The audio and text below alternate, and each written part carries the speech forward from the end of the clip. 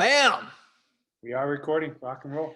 All right, brother. So I am on the line with Chris Arnold. Guys, I had some questions about everybody out there is talking about how to get lean during this worldwide crisis, this pandemic, the economy crashing every day. It's just going down further and further. A lot of people are scared, and a lot of leaders out there are saying to get lean.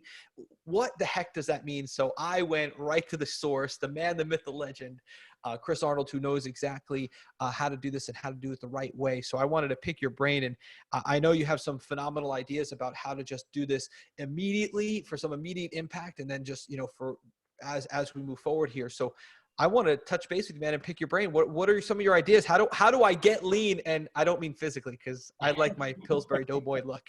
So what does that look like? Yeah, when I went through the crash, in 2008, I knew that I needed to get lean, but the problem is I didn't have the principles and I didn't understand the methodologies on how to do that, right? Some people look at this and go, yeah, I just get in and cut expenses, but there's a lot more creativity and a lot more of a way of prioritizing how you do this, and particularly chunking things into a way that makes sense. So as they say, kind of take an elephant, eat it bite by bite, right? So Okay. what I want to talk about is like practically, how do you start to get lean, okay? So technically, when it comes to your expenses in your company, right now you have three options. You can renegotiate, right, with your current vendors on better pricing. You can cut or eliminate an expense, or you can defer an expense. So at least as you're looking at each item, your question should be renegotiate, cut, or defer. And so now at least you've got three tools on how to go in and take a look at this. Okay. And so I love what my CFO always tells me. He's kind of this old, kind of crotchety guy. He's always like, Chris, you need to manage them expenses down to the gnat's ass, Got it. Okay. But it gives you that analogy of like how you want to do it. And right now, again, we're talking about creating a contingency plan, right? Things could go back on the up. They could get harder. We don't know, but it doesn't matter. I don't need to evaluate the landscape and try to predict what's going to happen. I'm just going to obviously plan for the worst, right? And hope for the best. And so let's kind of break these down. Number one, renegotiate. Okay. Got it. What we're doing is, and we're in process and we'll be done by the end of this week, is going in and renegotiating every single vendor we have. I don't care if it's a software system that we have. I don't care if it's a piece of marketing, whatever that looks like, we're getting on the phone and we're renegotiating that price down. So what is the first thing I should do? So for everybody's listening, before I even start calling, do you kind of organize all of your expenses into those three buckets of who, or what is the very, very first step that I need to do if I go in on tomorrow morning into my business? What do I do? What's first before I even get on the phone with them?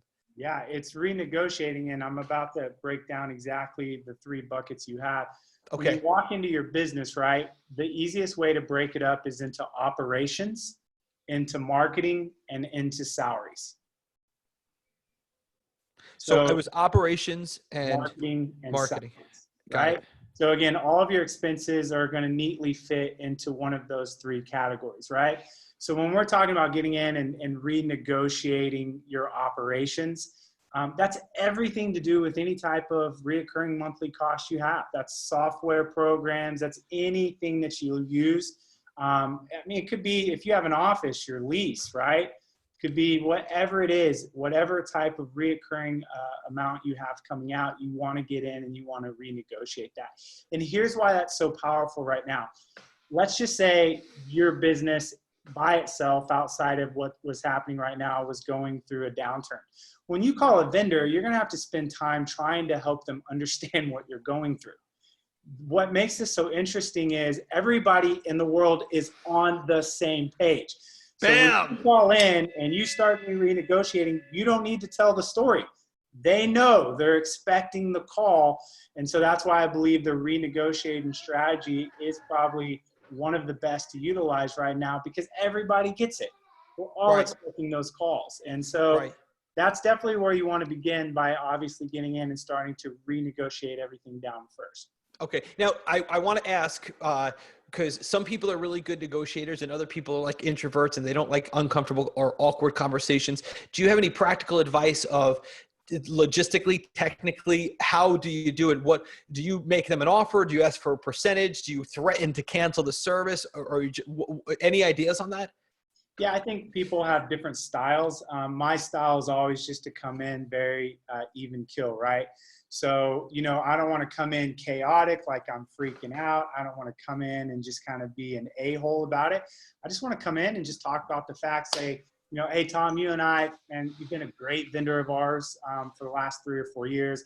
Obviously, I don't need to convince you about some of the challenges that we're facing right now. The reality is I've got to cut expenses in my business.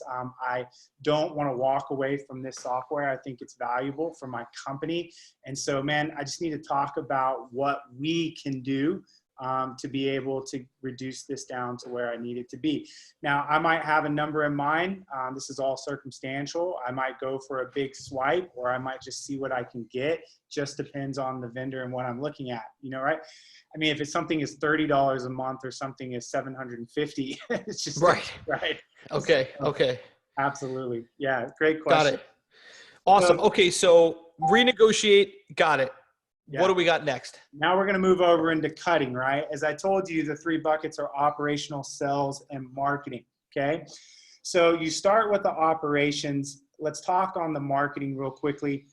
Your only thing you want to cut on marketing right now, it's the very last thing you go to, is anything that's just not producing already at a high return before. So it should have probably been gone. You might have been debating it. This is the time, just go ahead and get rid of it, right? But the reality is, man, keep the marketing. It's the very last thing you touch. It is the economic engine. It is the fuel in your business. Do not stop marketing. We're not stopping marketing. But again, if you're going in and renegotiating, you can keep the same level of marketing at a much more of a discounted price. So that's a win-win, because that's going to automatically give you a higher ROI. Right. So as you're looking at expense cuts, here's the best analogy I can give you. I believe in creating 4 stages. Now, you might go all the way 1, 2, 3, and 4 on this right away in a week. You might span this out. It's totally up to you. But as we say, in stage 1, you get in and you cut the fat, right? This is the easy stage, right? It's like, I don't need that. You and I were talking about that. You were kind of looking through some stuff. I'm like, I got some fat on here. I don't really use this anymore. That's easy. Right. Stage 2 is you cut flesh. It's a little bit more painful. You're having to have a little bit more debate on, oh, should I keep that or should I not? And then from there, you create another stage cut of stage 3, which is what we call cutting bone. Painful. It's like, oh, that's going to really hurt. But if you get to a point, depending where things get, at least you have this written out. You might go, you know what? I'm good with doing stage 1 and stage 2. I'm going to build out stage 3 of what it looks like to cut into the bone of my business, but I don't necessarily have to go there yet.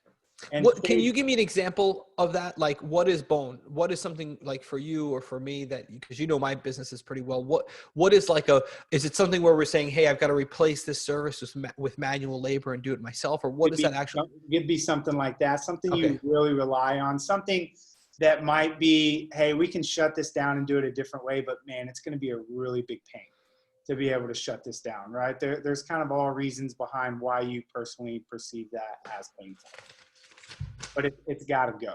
Got it. Okay. And then the last stage 4 is amputation. Oh man. Got it. Okay.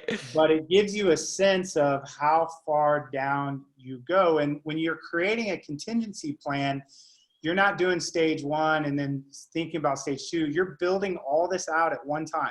Stage 1, 2, 3, and 4. And then from an execution, you start working through those stages.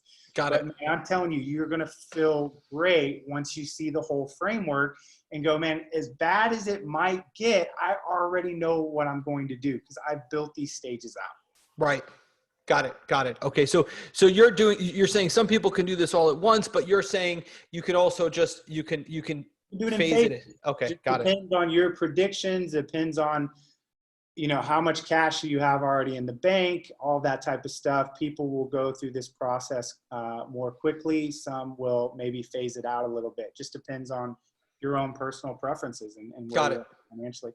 The one thing and principle I'll give you about this is we actually came up with a principle in our company called stare at the goat. There's this old silly movie. I don't even think I ever saw it with George Clooney, but they would like stare at goats until they fell over and died. Really stupid. Okay.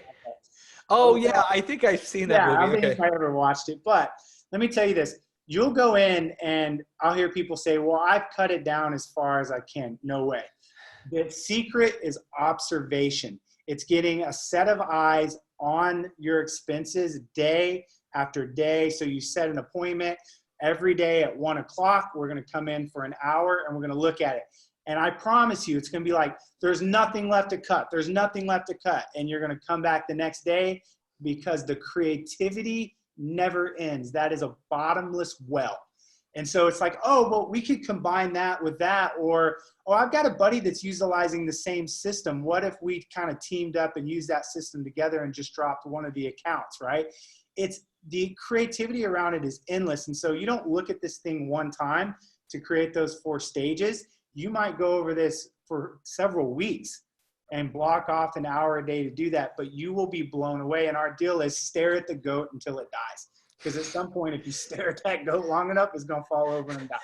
I love that. It's true because, you know, we're already seeing that there are people, as a matter of fact, we had a videographer that kind of works with one of our people. And this is the person who is very expensive. And he just basically came in and said, hey, I mean, the price was slashed and slashed and slashed and slashed to something that I couldn't even think was possible. But we're seeing that right now in this economy is that you can really set up amazing agreements with people who want to be part of a great team doing the right thing. And I love what you said about how the creativity, when you're looking at it every day at the same time, every day, it just is an endless well. I can see that happening. Power of observations. The whole idea that if you were to stare, you know, I think I read in a book about a guy that literally stared like at a fish every day. And his whole deal was, you know, over time, you would begin to observe things on that fish that he never saw before. There's power in observation. All of a sudden, you see something at the same time that you've been looking at again and again that you didn't see before. That's creativity. That's what the mind does. It just keeps observing and breaking apart. I think whatever you pay attention to does better too. And I think that the vendors, when they know that you're watching, it's kind of the squeaky wheel gets the oil and all that other good stuff. I think when entrepreneurs are fat and lazy and they're just spending recklessly high ticket dollars, the vendors know that. They know that they can just keep charging and no one's really looking. And I totally agree with this. Awesome. And then lastly is defer one-time expenses, right? We call that kicking the can down the road. So maybe you have a legal bill that's due or something along those lines. The best thing is to call those type of vendors. Maybe it's a CPA bill, whatever it is. It's not reoccurring, but it's a bigger pop. It could be $500,000, several $1,000s. The key on that is to defer the one-times. And so, again, you want to kick that down the road a little bit until you get a better understanding, we all do, of what's going to happen. Just don't be writing big checks right now. Defer those things. Kick it down the road. Don't be writing big checks right now. Everybody should write that down. Defer. I love it. Defer. And so that's what's going to happen. And the last principle that I would give, and this was really important for me to understand, is there's an old principle called, run your business like an aquarium. And what that means is when you're in a process like this and you have team members, in our company, we have an open book system, right? Okay. That we have executives in our company that see all of our numbers, right? A lot of times what I found is the owner of the company hides those books. Maybe the bookkeeper sees them, but they never show them with their executives. Why this is important is to have open book management or run it like an aquarium, is because you want the eyes of the people that you trust in your organization on this. That's not everybody, but there's a select few of people that you have. And so when you go through this process, rather than doing it by yourself, if you're doing it with 2 or 3 or 4 other people at the same time, you're going to be able to drive the process faster and better because there's more eyes on it. There's more creativity around it. And so I tell people, man, don't isolate over in the corner by yourself with your expenses. You've got to, my CFO says, you got to go open kimono, right? Go open kimono. Right. Is your bookkeeper or CPA guy, is he down there locally with you? My CFO, no. CFO? He lives up in Phoenix. Yeah. Okay. Okay. So you meet him, do you meet with him? I'm just curious, like, so obviously not in person, but over Zoom, or do you just get email? Okay. Once a month. And Yeah. once a month. Okay. He goes through everything with us, all of our books and everything. So I just think it's important for people to understand right now that, you know, you got to run your business like an aquarium, and you've got to show some stuff to some people. Maybe you don't like the way your numbers look. Maybe you're embarrassed about it, man. You got to put that to the side, because, you know, right now it could get to a point about survival and we need help. And someone might see something that you don't see. I just bought a year. I shouldn't put this out on the airways. I just bought a year supply of food for a family, 25-year shelf life. It's sitting in my pantry closet. So we're ready. We're ready for that prepper. I need a prepper bell. But yeah, that's okay. So this is awesome. You know what I love about this is the simplicity of it. It's simple. And but the thing is that you've got to implement it, right? I mean, that's the key. That is the key. Yeah. So if I could sum it up, right? Take your business, break it down to marketing, sales, and operations, and then run it through that grid of first renegotiate and cut, and then lastly defer. Right? Got it. Easy peasy. Good framework to process all of it. Can you kind of take us through, what about salaries? Because we didn't really talk about that. Does that fall into the same? Absolutely, it does. Part of your contingency plan should be looking at the salaries in your company. So here's what you do. If you're knowing that you're going to go down that road, number one, you need to tell your team that you're developing a contingency plan. And this conversation is coming down the pipeline. They will respect you for that versus throwing them on a call. And trust me, employees right now, there's fear. And so they're already processing, what is the owner thinking right now? So the best thing is to set that precedence, right? And then when you have that call, depending on how you're going to do it. So in our world, what we prefer is, rather than firing people, because they're key to a part of our system, what we would want to do in that type of scenario is we would want to do a percentage cut across the board on everyone in the company. The same percentage? The same percentage. Now, again, there's different ways. Again, I talked to another buddy of mine. He says, well, what I'm doing is we have 4 executives in the company, very high level executives. Rather than spreading that out over everyone, we're going to after the top 4 executives, because it's the 80-20. So if we do cuts on the top 4, that's actually as valuable and easier to do for us than spreading it across everyone, right? So it's not black and white. It's just looking at the options of it. But the methodology is still the same, and that is prep your team. When you get them on the call, if you're doing salary cuts, right, you want to affirm them that for the foreseeable future, you're not losing your job here. This is just something that we need to do temporarily to survive the storm. And then the percentage that you come up with needs to be dictated on what's going to make sure that you stay profitable.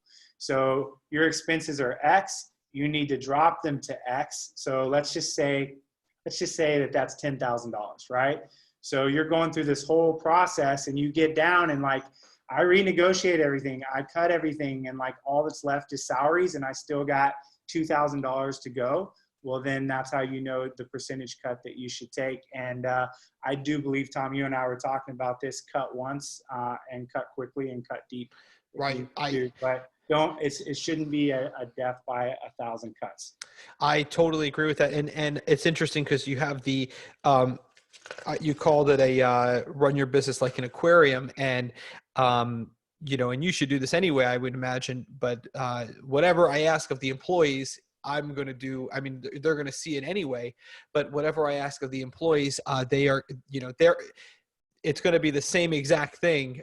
It's going to be the same for me personally. So if I'm dropping 10%, I mean, if you were cutting everyone 10% as a leader in the company, you might go, I'm going to cut an extra 5% above everyone else. I mean, that's potentially a leadership move. It just depends on your organization. So it's not black and white, but you philosophically understand what's looking at, or you might be in a position where you have to cut people off.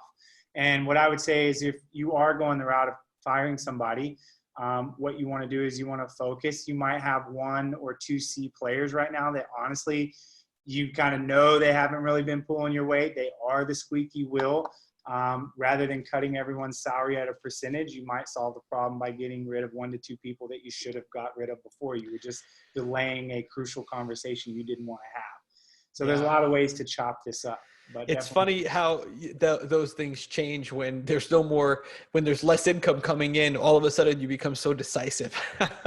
So very interesting. But I'll tell you the Chris, greatest thing. I'll close with this too. yeah, yeah. Someone always asks me, like, when do you know you should fire somebody? And I had a buddy of mine a long time ago, I'll never forget. He goes, you only have to ask one question and it'll tell you yes or no every time. I'm like, what's that? He goes, ask yourself this question. If you knew everything about that employee that you know right now, and they were sitting across the table from you in an interview, would you hire them? Oh man.